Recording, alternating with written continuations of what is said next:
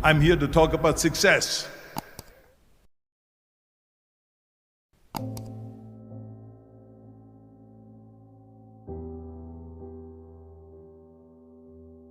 I went to college.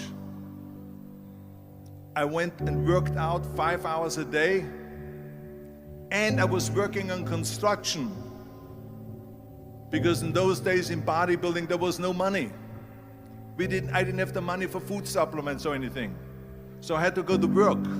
So I worked on construction.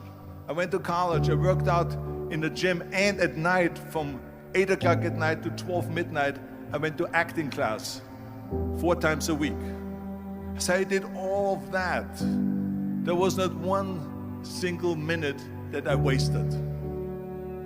And this is why I'm standing here today. With the age of 20, I went to London and I won the Mr. Universe contest as the youngest Mr. Universe ever. And it was because I had a goal.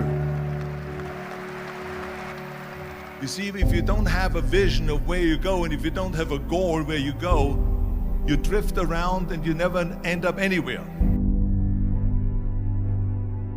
74% hate their job in America. The majority of people don't like what they're doing because they're really not doing it because they didn't have a goal and they followed this goal.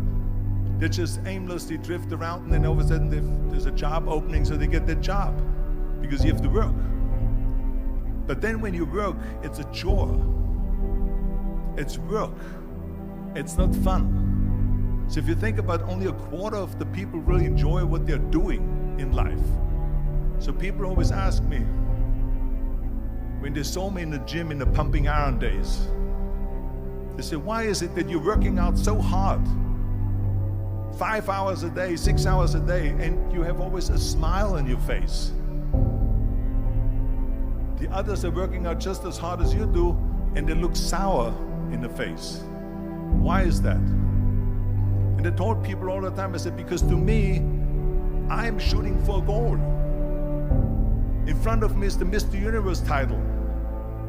So every rep that I do gets me closer to accomplishing that goal, to make this goal, this vision, turn into reality.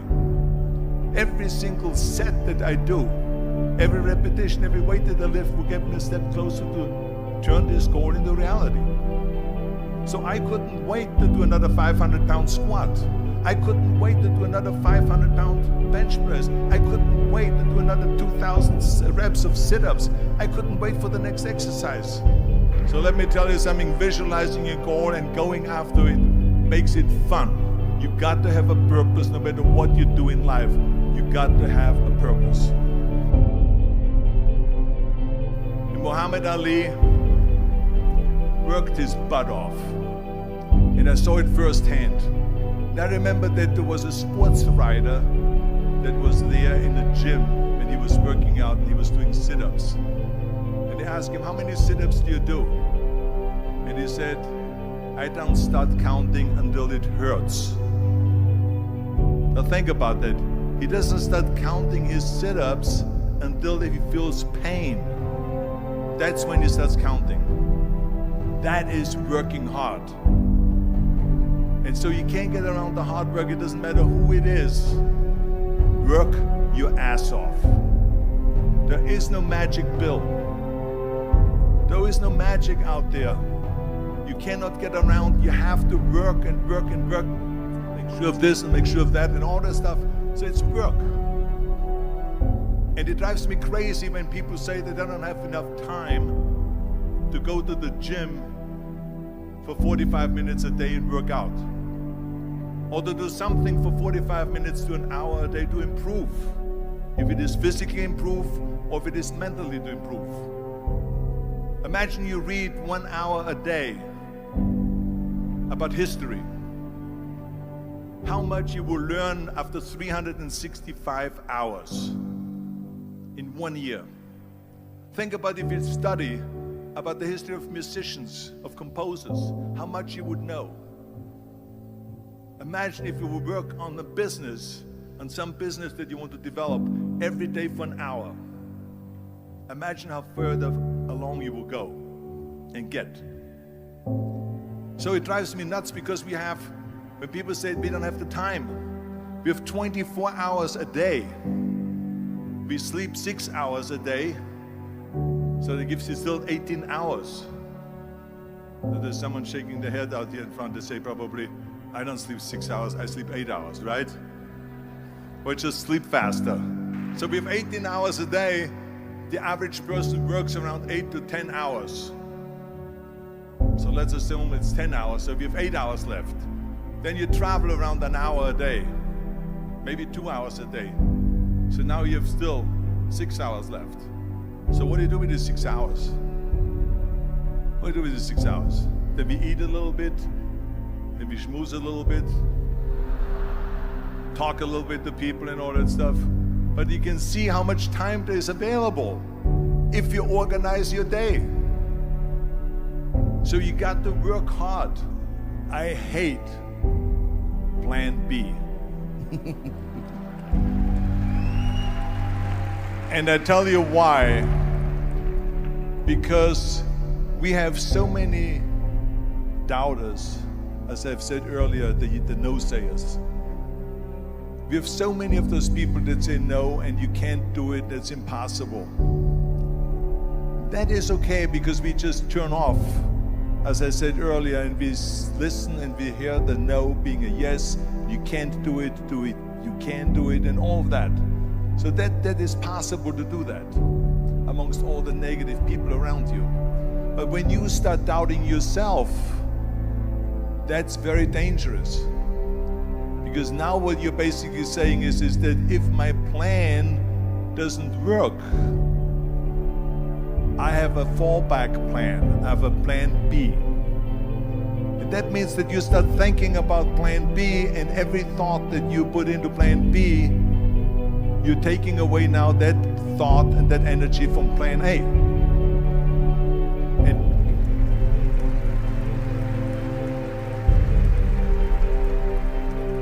And it's very important to understand that we function better if there is no safety net, because plan B becomes a safety net. It says that if I fail, then I fall and I get picked up and I have something else there that will protect me. And that's not good, because people perform better when there's no safety net. People perform better in sports and everything else if you don't have a plan B. I'm telling you, I've never ever had a plan B.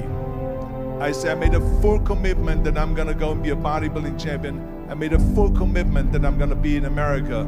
I made a full commitment that I'm gonna get in the show business and I'm going to be a leading man. No matter what it takes, I will do the work. I will do the work over and over and over until I get it. And the same was in politics, in everything like that. So to me, it is very dangerous to have a plan B, because you're cutting yourself off from the chance of really succeeding.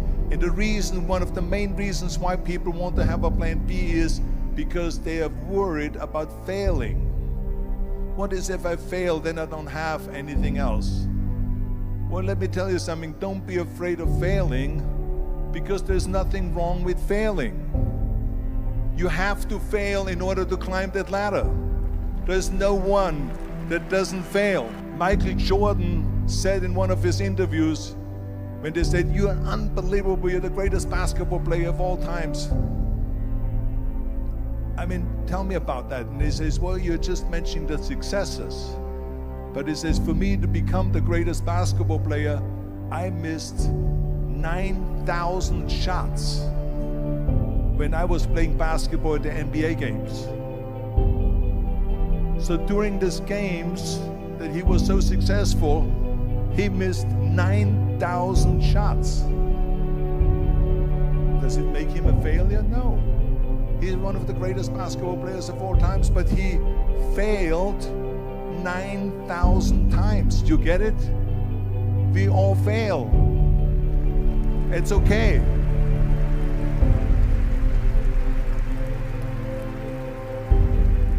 What is not okay is that when you fail, you stay down. Whoever stays down is a loser.